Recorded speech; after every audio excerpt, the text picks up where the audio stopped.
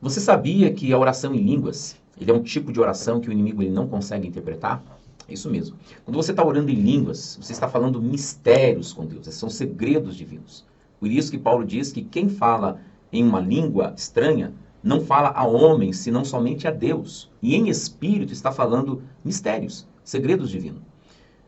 Quando nós estamos falando em línguas, nós temos que entender que essa linguagem ela é espiritual. É uma linguagem que Deus deu para os seus filhos, para a igreja. E o diabo ele fica totalmente perdido, porque ainda que ele ouça a oração, ele não é capaz de decifrar um código sequer das palavras que estão sendo ditas. Isso torna uma arma muito poderosa contra o inimigo e uma proteção para nós.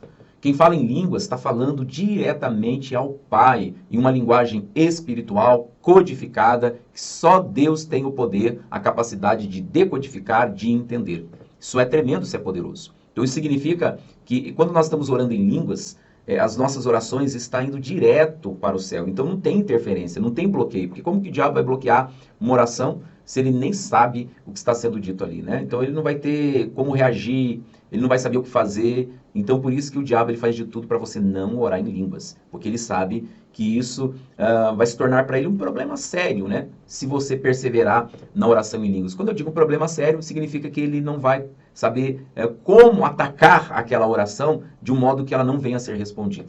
Porque qual é a intenção do diabo? Colocar dúvida, medo, credulidade, né? Então, quando você ora, pede algo para Deus, ele logo quer vir na tua mente dizer, será que Deus vai te ouvir? Será que Deus vai te responder? Olha, você né, não está 100%, entendeu? Assim, sabe aqueles pensamentos de acusação, de justiça própria, de incredulidade? Quando você ora em línguas, isso não acontece. Porque se você mesmo que está orando não sabe o que você está falando, quanto mais o inimigo, né? Então é uma estratégia de Deus quando ele nos deu essa linguagem espiritual para confundir o inimigo mesmo e para fazer com que a gente ore a perfeita vontade dele, porque o Espírito Santo que conhece a mente do Pai, ele sabe como orar. Ele sabe orar como convém. Nós não sabemos, mas ele sabe.